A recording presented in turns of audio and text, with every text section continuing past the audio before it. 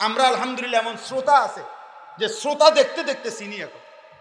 আমি হবিগঞ্জ সিলেট অঞ্চলে আমার একটা ছেলেরে আমি দীর্ঘ 4-5 বছর ধরে দেখতাম, প্রত্যেক মাহফিলে দেখছি হে সামনে বস, আমি বইলেই তারে নজরে পড়তাম। পরে একদিন আমি তারে ডাকছি, ডাইকে আমি বললাম তুমি কি করো? কয় হুজুর আমি ঘাস, মানে প্রতিদিন ঘাস কাটি আর ঘাস কাইটা বিক্রি করি, যা পাই তা দিয়ে সংসার চালাই। তাই বললাম তুমি যে সব মাহফিলে আসো, আমি দেখলাম তোমারে।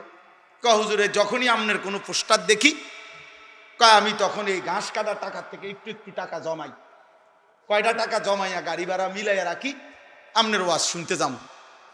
তাই বললাম যে মাশা আল্লাহ। তো আমি বললাম যে তো আর কিছু কইবানি?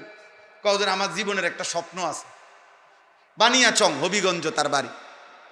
আমি বললাম কি স্বপ্ন কও?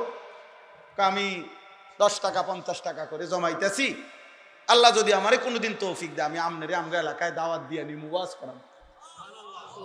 পরে আমি বললাম ওহন দাঁড়াও, অন ডেট লো, এখন নাও ডেট, আজকে তোমারে ডেট দিলাম, হাদিয়া দিতে হবে না, আমি দিমু তোমার, এটা তোমার মাহফিলের সান্দা আমি দেবো, ও আজ টেহা লাগবে না, তুমি যাও, তুমি আয়োজন করো যেখানে কও, তুমি তোমার ঘরে হোক উডানে হোক, আমি ওখানে ওয়াজ করব।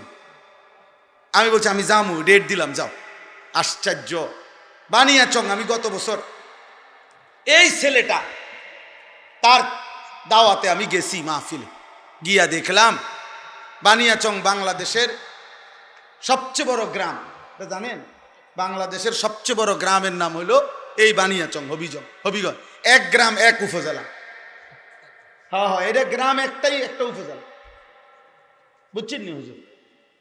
গিয়ে দেখছি ওই ওই গ্রামের মানে ওই উপজেলার সবচেয়ে বড় কলেজ হাই স্কুল মাঠ, যেটা বিশাল মাঠ, এই মাঠে এই ছেলে মাহফিল মানে আয়োজন করছে। আমি গিয়া দেখি একেবারে যদি কম হয় মানুষ 15-20 হাজার, স্টেজে যদি একেবারে না হয় হুজুর 300-400 হুজুর হইব। হুজুর খেলাফত মজলিসের যিনি কেন্দ্রীয় আমির, এই যে দেওয়াল ঘড়ি মার্কার যে খেলাফত মজলিস, উনি বসা পাশ, ওনার বাড়িতে বানিয়েছে বড় বড় হুজুর সব। তাই বললাম কিরে কারবারটা কি, কার মাহফিল এটা? ক হুজুর কইছি তো আমার আইয়া এলাকা, আমার আর ধরতেও দিছে না, সব আলে মোলামা পাবলিক মিল্লা এই মাহফিলটা এত বড় বানাই ফেলছে। মোবাইল যতজনই হাতে ধরে রাখছেন, হাতে ধরে যারা মোবাইলে ভিডিও বা রেকর্ড করে, তারা আসলে কিছুই বোঝে না। এই আস্তে আস্তে জোরে কথা বলো, ঠিক এটা জোরে বলো, আমি শেষ করতে। এই জন্য মোবাইল হাতে ধরে এগুলো বন্ধ করে ফেলে। প্রিয় ভাই, জীবনটা শুধু মোবাইলের জন্য না, এই পৃথিবীতে আমাদের সমস্ত কিছু মোবাইল নির্ভর না। মোবাইলে, প্রত্যেকের মোবাইলেই ওয়াজ আছে, ভালো মন্দ অনেক কিছুই আছে, কিন্তু দিলের মধ্যে কি আছে, কলিজার মধ্যে কি আছে, এটা দেখার বিষয়। একটা মাহফিলের আয়োজনের মধ্যে অনেক কষ্ট হয়। এই ব্যাপক আয়োজন, এই ব্যাপক ব্যস্ততার ভিতরে যদি কিছু অর্জন না হয় দিলের মধ্যে, তেমন উল্লেখযোগ্য কোনো ফায়দা নাই। বক্তা আসলো, উঠলো, নামলো, শ্রোতা একবার দৌড় দিয়ে আইলো, আরেকবার খালি হয়ে গেল। এই আসা যাওয়ার দ্বারা কিছু বুট বাদাম চটপটি বিক্রি হলো, এর দ্বারা তেমন উল্লেখযোগ্য কোনো ফায়দা নাই। এই জন্য দয়া করে সবার কাছে আমি বললাম, এটা আমার আদেশ, হাতে মোবাইল ধরে যারা আছে সকলেই মোবাইল হাতে ধরা, এই ভিডিও রেকর্ড এগুলো নামান, হাত ধরা মোবাইলগুলো বন্ধ করেন। এরপরে দেখলে আমি ধমক দেব, উঠায় দেব, তখন আপনি লজ্জা পাইবেন। আর এমনি চলে গেলে কোনো অসুবিধা নাই, ইনশাআল্লাহ পরে আবার আসবেন, দাওয়াত রইল। কোরআনুল কারীমের যে 4টি আয়াত আমি পড়ছি, এই 4টি আয়াতের মধ্যে আল্লাহ তাআলা প্রথম 3 আয়াতে আমাদেরকে 5টা কথা মনে করাইছেন। আমাদেরকে লক্ষ্য করে আল্লাহ 5টি কথা বলছেন, বলে চতুর্থ নম্বর আয়াতে একটা চূড়ান্ত সত্য কথা আমাদেরকে শুনাইছেন, যেই সত্যের মুখোমুখি আমাদের সকলকেই হতে হবে। আমরা স্বীকার করি বা না করি, মনে থাকুক বা না থাকুক, ঘুমে থাকি বা সজাগ থাকি, সুখে থাকি বা দুঃখে থাকি, আনন্দে বা বেদনায়, রাজপ্রাসাদ বা কুড়ে ঘরে, রাতে কিংবা দিনে, একাকী কিংবা প্রকাশ্যে, নিরাপদে কিংবা অনিরাপদে, আল্লাহ তাআলা বলেন একটি চূড়ান্ত সত্য তোমাদেরকে গ্রহণ করতেই হবে, সেটা হলো মৃত্যু। মৃত্যু, মৌত, মৃত্যুর যন্ত্রণা, সাকরাতুল মৌত, ওয়াজাআত সাকরাতুল মৌত বিল হক। আল্লাহ তাআলা বলেন সত্য সত্য একদিন মৃত্যুর যন্ত্রণা চলে আসবে।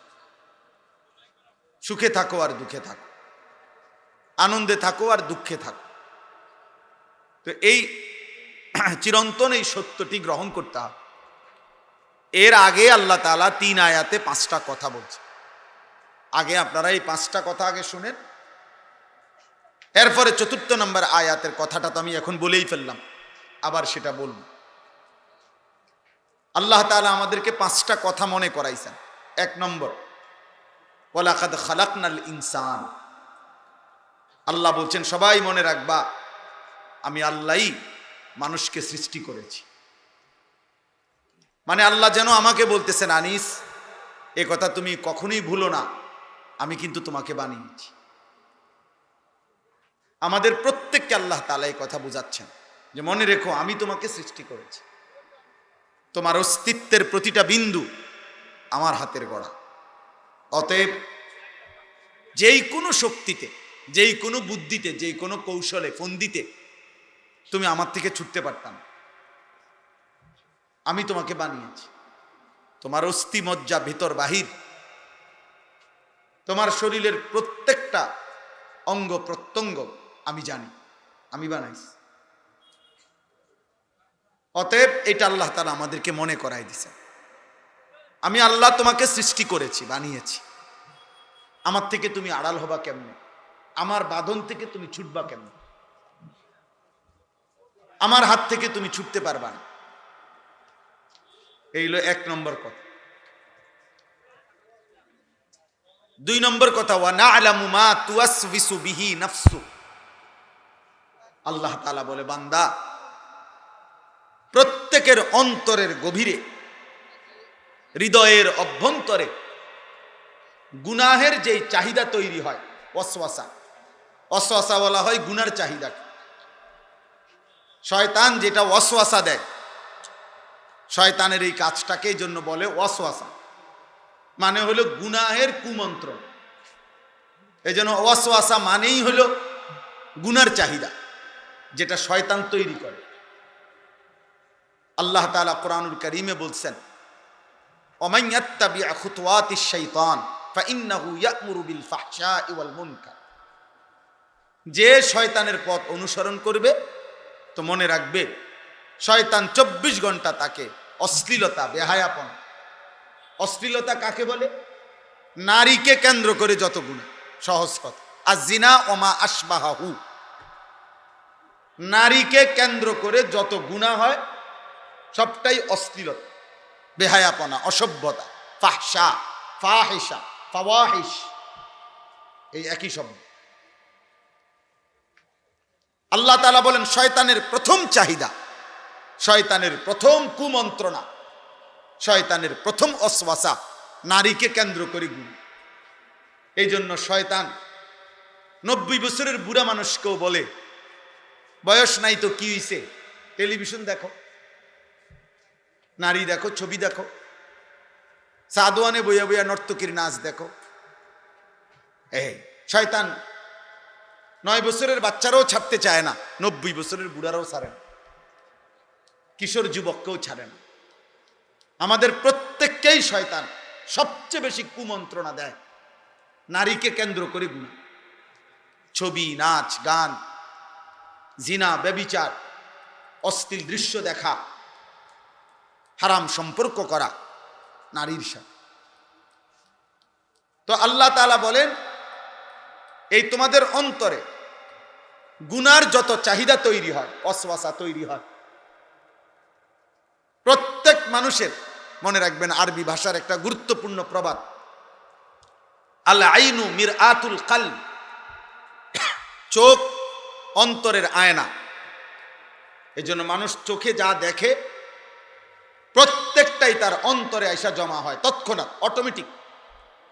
আর এরপরে অন্তরে সে এটার প্ল্যানিং করে, এটার দ্বারা সে পরিকল্পনা সাজায়, এটাকে সে সামনে বাড়াবে না থেমে যাবে। নেক কাজ হইলে নেক কাজের পরিকল্পনা, গুনাহ হইলে গুনার কাজের পরিকল্পনা। ওয়ান নাফসু ইয়াহওয়া ওয়া ইয়াতামান্না, আল্লাহর নবী বলছেন মানুষের অন্তর গুনাহের চাহিদা তৈরি করে, আশা পোষণ করে গুনাহের, জিনার, ব্যভিচারের। ওয়ায়ুসাদ্দিকু যালিকাল ফারজ আও ইউকাদ্দিবু, অন্তরের পরিকল্পনার পরেই এবার লজ্জাস্থান দ্বারা সেই জেনাকে হয় বাস্তবায়ন করে অথবা বিরত থাকে।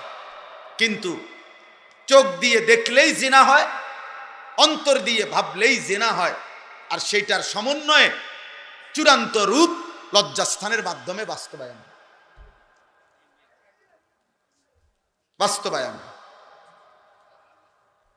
এই জন্য আল্লাহ তাআলা বলেন, ওয়া না'লামু মা তুওয়াসবিসু বিহি নাফসু, বান্দা তোমার অন্তরে 24 ঘন্টা গুনাহের যত কুমন্ত্রণা আসে, ওয়াসওয়াসা, আমি তা পূর্ণ জানি।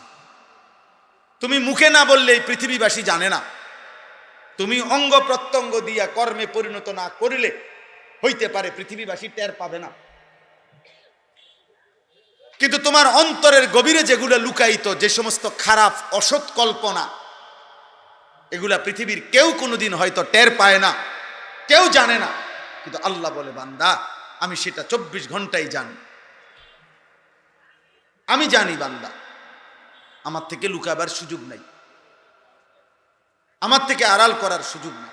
ওয়া আসিররু কাওলাকুম আফিজহারু বি ইন্নাহু আলিমুম বিদাতিস সুদূর, আল্লাহ বলেন আস্তে বলো আর জোরে বলো, এমনকি অন্তরের ভিতরে লুকিয়ে রাখো, আমি সব জানি।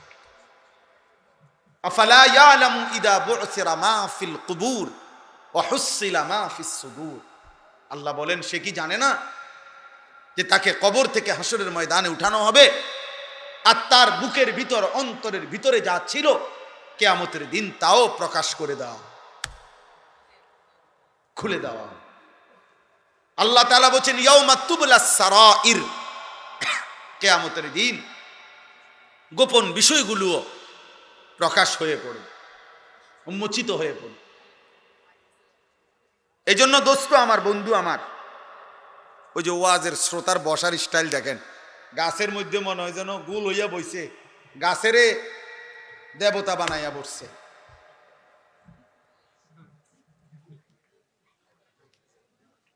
আরে বেটা,